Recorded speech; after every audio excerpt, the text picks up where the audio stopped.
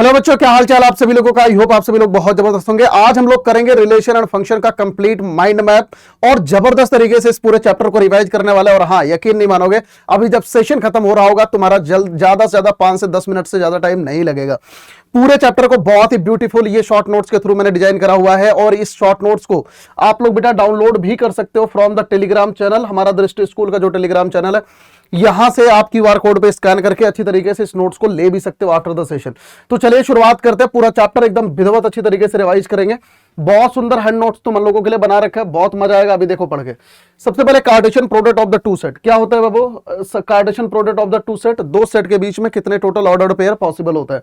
जैसे यहां पर ए हमारा 1 2 3 है, बी हमारा ए बी है, तो इनके बीच में कार्टेशियन प्रोडक्ट हम कैसे लिखते हैं। 1 का ए के साथ रिलेशन, 1 का बी के साथ, 2 का ए के साथ, 2 का बी के साथ, 3 का ए के साथ, 3 का बी के साथ। तो इस तरीके से ये हमारा होता है सर ऑर्डर्ड पेयर।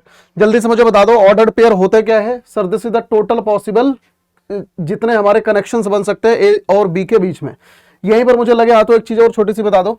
अगर सेट ए में m नंबर ऑफ एलिमेंट है, सेट बी में n नंबर ऑफ एलिमेंट है, तो n a क्रॉस b कितना होता है बाबू। n a क्रॉस b हो जाएगा सर m इंटू n। ठीक है, बात समझ आ गई, बहुत सुंदर। अब नेक्स्ट आगे मूव ऑन करते हैं sir type of the relation में। टाइप ऑफ द रिलेशन में यूनिवर्सल रिलेशन, एम्प्टी रिलेशन और आइडेंटिटी रिलेशन। यहां से सवाल आपके पेपर में नहीं पूछे जाते, लेकिन इन्हें जानते रहो, क्वेश्चन यहां से नहीं आते। क्वेश्चन मोस्टली कहां से आते हैं, रिफ्लेक्सिव रिलेशन, सिमेट्रिक रिलेशन और ट्रांजिटिव रिलेशन। कोई भी रिलेशन जो ये तीनों रिलेशन को होल्ड करता है, इसे हम लोग कहते हैं सर इक्विवेलेंस रिलेशन। तो mostly question comes from here only. ठीक है, बात समझ आ गई। सबसे पहले रिफ्लेक्सिव रिलेशन हम किसे कहते हैं। अगर हमारे पास कोई भी एक सेट ए दिया जाए बाबू और एक रिलेशन आर है, ध्यान रखना आर हमारा क्या होना चाहिए सर, सबसेट होना चाहिए किसका, ए क्रॉस ए का। तो यहां पर ए बिलोंग्स टू आर होना चाहिए for all a belongs to capital A. This is the reflexive relation. Symmetric relation हम किसे कहते हैं। सिमेट्रिक रिलेशन में अगर हमारे पास एक सेट ए है और एक रिलेशन आर है जो कि ए क्रॉस ए का सबसेट है, अगर ए का रिलेशन बी के साथ है तो सर बी का रिलेशन ए के साथ में हो रहा कंपल्सरी है। Next sir transitive relation. Transitive relation हम किसे कहते हैं बाबू। अगर हमारे पास कोई भी एक सेट ए है और रिलेशन ए क्रॉस ए का एक सबसेट है, इसे हम लोग ट्रांजिटिव रिलेशन बोलेंगे। अगर ए का रिलेशन बी के साथ है, बी का सी के साथ है, तो वैसे केसेस में सर ए का रिलेशन सी के साथ में होना जरूरी है। यहीं पर लगे हाथों एक छोटी सी बात और ध्यान में रखना कि अगर ए का रिलेशन बाबू बी के साथ है और बी का रिलेशन आगे सी के साथ है ही नहीं, तो ऐसे केसेस में ए का रिलेशन हम सी के साथ में नहीं देखेंगे। बात समझ आई, बिल्कुल। नेक्स्ट आते सर इक्विवेलेंस रिलेशन। कोई भी रिलेशन इक्विवेलेंस तब होता है जब वो रिफ्लेक्सिव, सिमेट्रिक और ट्रांजिटिव तीनों है। अदर टाइप के रिलेशन की बात कर लेते हैं। सबसे पहले आइडेंटिटी रिलेशन। आइडेंटिटी रिलेशन किसे कहते हैं sir, a belongs to R होना चाहिए, यानी कि जितने भी एलिमेंट सेट ए में मौजूद है सिर्फ उनका खुद के साथ में इमेज सेट के अंदर मौजूद होना चाहिए, इसके अलावा और दूसरा कोई भी एलिमेंट नहीं होना चाहिए। एग्जाम्पल अभी आगे बताता हूं। यूनिवर्सल रिलेशन हम किसे कहते हैं, जो ए क्रॉस बी हम लिखते हैं इसे ही हम यूनिवर्सल रिलेशन कह रहे होते हैं। तो अगर हमारे पास एक सेट ए होगा, ए क्रॉस ए, जितने टोटल पॉसिबल ऑर्डर्ड पेयर होंगे उन्हें ही बेटा हम क्या बोलेंगे, उन्हें ही हम यूनिवर्सल रिलेशन बोलेंगे। Next sir empty relation. नाम ही एम्प्टी है तो फाई को अपन एम्प्टी रिलेशन बोल देते हैं। बात समझ आ गई सभी बच्चों को। नेक्स्ट है बाबू, सबसे पहले एक एग्जांपल देख लो। जैसे यहां पर मैंने एक सेट लिखा 1 2 3 और रिलेशन मैंने यहां पर बना रखा है 1 1 2 2 3 3। अब ये जो रिलेशन है ये रिफ्लेक्सिव भी है और आइडेंटिटी भी है, दोनों है ये, ठीक है। लेकिन यहीं पर देखो मैंने एक एग्जांपल लिखा ए बी सी, यहां पर ए ए बी बी सी सी, यहां पर एक पेयर मैंने और ऐड ऑन कर दिया ए बी। तो अगर कोई और पेयर ऐड ऑन हो जाए तो ये हमारा आइडेंटिटी रिलेशन नहीं होगा, लेकिन ये हमारा रिफ्लेक्सिव रिलेशन होगा। बात समझ आ गई। आइडेंटिटी के लिए सिर्फ और सिर्फ वही पेयर मौजूद होने चाहिए जो पेयर यहां पर सेट ए में लिखे गए हैं, इनका खुद के साथ में इमेज ही मौजूद होना चाहिए सिर्फ आइडेंटिटी में। और रिफ्लेक्सिव में कोई अदर पेयर भी लिखा होगा तो भी वो रिफ्लेक्सिव हो जाएगा। ये दोनों में डिफरेंस है। तो यहां से अपन कह सकते हैं कि सर जितने भी आइडेंटिटी रिलेशन है वो सारे के सारे रिफ्लेक्सिव होंगे, लेकिन सारे के सारे रिफ्लेक्सिव रिलेशन बाबू आइडेंटिटी रिलेशन होंगे, ये कोई जरूरी नहीं है। बात समझ आ गई, बहुत सुंदर। नेक्स्ट आते sir number of relation. Number of relation में सबसे पहले नंबर ऑफ रिफ्लेक्सिव रिलेशन। अगर हमारे पास कोई भी एक सेट ए है जिसमें n नंबर ऑफ एलिमेंट है तो रिफ्लेक्सिव रिलेशन क्या हो जाएगा, 2 to the power n into n minus 1। Symmetric relation क्या हो जाएगा बाबू, 2 to the power n into n plus 1 divided by 2। ठीक है। ट्रांजिटिव रिलेशन का कोई भी डायरेक्ट फॉर्मूला नहीं होता। नंबर ऑफ इक्विवेलेंस रिलेशन, इसे अपन किस तरीके से निकालते हैं, बेल नंबर। बेल नंबर क्या होता है सर, पार्टीशन नंबर। इसमें मैंने आपको बोल रखा है 3 तक याद करके रखा करो। B0 की वैल्यू 1 होती है, B1 की वैल्यू 1, B2 की वैल्यू 2, B3 की वैल्यू 5। ठीक है, डन है। और टोटल रिलेशन कितना होता है बाबू, 2 to the power n square होता है ए क्रॉस ए में। बात समझ आ गई, बहुत सुंदर। नेक्स्ट आते सर फंक्शन के ऊपर, ये पूरी कहानी थी सर हमारे रिलेशन की। नेक्स्ट है बाबू फंक्शन। फंक्शन में सबसे पहले हॉरिजॉन्टल लाइन टेस्टिंग। अगर कोई भी ये वर्टिकल लाइन टेस्टिंग है, हॉरिजॉन्टल लाइन टेस्टिंग नहीं है, ठीक है ना। इसे मैं करेक्ट कर दूंगा, जो नोट्स आपको मिलेगा उसमें ये रेक्टिफाई रहेगा। तो this is vertical line testing Babu, vertical line testing, ठीक है ना। ये जब नोट्स आपको दूंगा तो उसमें ये रेक्टिफाई करके मैं दे दूंगा। वर्टिकल लाइन टेस्टिंग, अगर कोई भी वर्टिकल लाइन किसी भी कर्व को एक से ज्यादा जगह पर काटती है तो sir this is not a function. और कोई भी वर्टिकल लाइन किसी भी कर्व को सिर्फ एक जगह पर अगर काटती है तो sir this is a function. यहां से आप समझ सकते हो कि एक एक्स पर डबल वाई की वैल्यू है, अगर एक एक्स पर डबल वाई की वैल्यू तो this is not a function. और कभी भी अगर जैसे इस केस में देखो 2x पर सेम y की वैल्यू है तो हम इसे फंक्शन बोल सकते हैं, ठीक है। कुछ एक इंपॉर्टेंट एग्जांपल्स देख लो। देखो फंक्शन सिर्फ और सिर्फ दो केसेस में नहीं होता। एक केस ये है कि सेट ए में कोई भी खाली एलिमेंट नहीं होना चाहिए, ठीक है। और दूसरा ये है कि कभी भी एक एक्स पर डबल वाई की वैल्यू नहीं होनी चाहिए। जैसे यहां पर एक एक्स पर डबल वाई की वैल्यू है तो this is not a function और this is also a not a function. बात समझ आ गई बाबू, हाँ या ना। नेक्स्ट आ जाओ type of function. Type of function में मेनली हमारे पेपर में दो फंक्शन है, एक तो 1 1 दूसरा ऑन टू। 1 1 को कहते हैं बाबू इंजेक्टिव फंक्शन और ऑन टू को हम लोग कहते हैं सर सर्जेक्टिव फंक्शन। कोई भी फंक्शन अगर 1 1 नहीं होगा इसे हम मेन इवन बोलेंगे। कोई भी फंक्शन अगर ऑन टू नहीं होगा तो सर हम इसे इनटू फंक्शन बोलेंगे। बात बराबर है। जरा कुछ एक एग्जांपल यहां पर देख लो 1 1 फंक्शन के। सबसे पहला एग्जांपल ये है कि ए का रिलेशन 1 के साथ, जैसे यहां पर आप देखो सी और डी का सेम है तो दिस इज नॉट 1 1 फंक्शन, ये हमारा मेन इवन फंक्शन हो गया। क्यों? क्योंकि दो एलिमेंट का सेम इमेज यहां पर आ गया। यहां पर देखो हर एक एलिमेंट का एक एक इमेज यहां पर लिखा हुआ है तो दिस इज 1 1 फंक्शन, ठीक है। यहां पर आप देखो ये एलिमेंट खाली बैठा हुआ है तो ये तो फंक्शन ही नहीं है। क्यों फंक्शन ही नहीं है तो आगे 1 1 ऑन टू का कोई सवाल ही नहीं उठता। यहां पर आप देखो एक एलिमेंट का दो इमेज है तो ये फंक्शन ही नहीं हो सकता, क्योंकि अगर फंक्शन नहीं है तो आगे 1 1 ऑन टू का कोई सवाल नहीं उठता। नेक्स्ट आते हैं बाबू, ये भी गलत लिखा हुआ है यहाँ पे, this is horizontal line testing, ठीक है ना।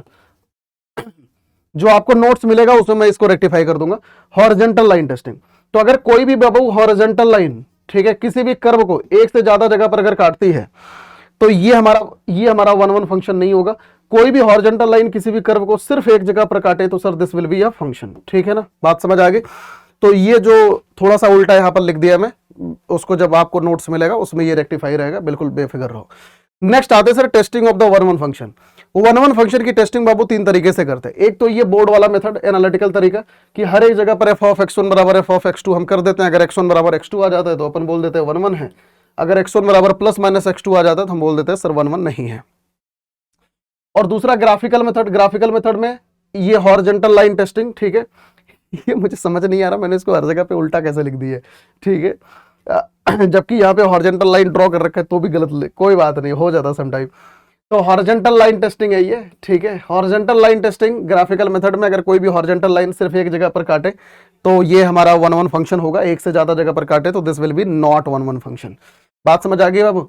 तीसरा कंसेप्ट ऑफ द मोनोटोनिसिटी, कि अगर कोई भी फंक्शन लगातार इंक्रीजिंग है या लगातार डिक्रीजिंग फंक्शन है तो ऑब्वियस सी बात है कि हॉरिजॉन्टल लाइन इसे सिर्फ एक जगह पर ही काटेगी, और अगर एक ही जगह पर काटेगी तो हम बोलेंगे सर ये हमारा 1 1 फंक्शन हो जाएगा। क्लियर।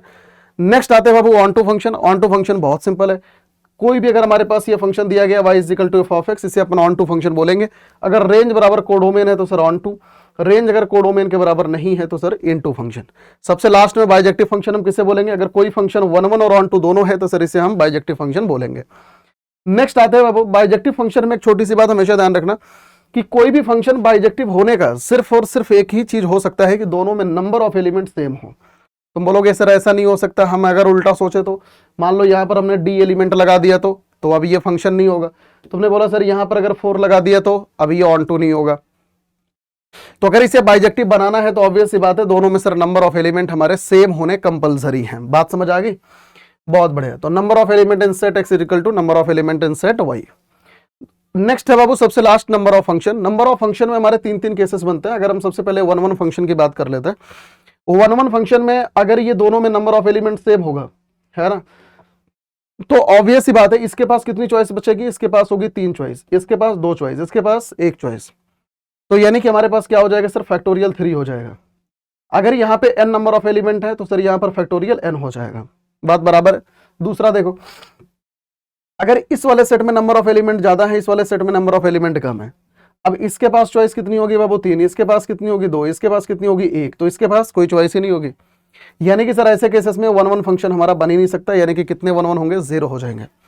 नेक्स्ट यहां पर देखो, अगर सेट बी में नंबर ऑफ एलिमेंट ज्यादा है, जैसे यहां पर 4 एलिमेंट है, यहां पर 3 है, तो सबसे पहले 4 एलिमेंट में से 3 एलिमेंट को हम सेलेक्ट करेंगे 4C3, जितने एलिमेंट इधर है 4C3, फिर जितने एलिमेंट यहां पर लिखे गए हैं इनको अपन यहां पर अरेंज कर देते हैं, तो 4C3 इंटू फैक्टोरियल 3 हम लिख देते हैं। नेक्स्ट आते हैं बाबू number of onto function. Number of onto function के भी सेम ऐसे ही 3 केसेस बनते हैं। सबसे पहला जिसमें नंबर ऑफ एलिमेंट दोनों में बराबर है, तो दोनों में अगर बराबर है तो ये बेसिकली बाइजेक्टिव का केस बन जाता है, और बाइजेक्टिव का हमेशा ही सेम होता है n फैक्टोरियल।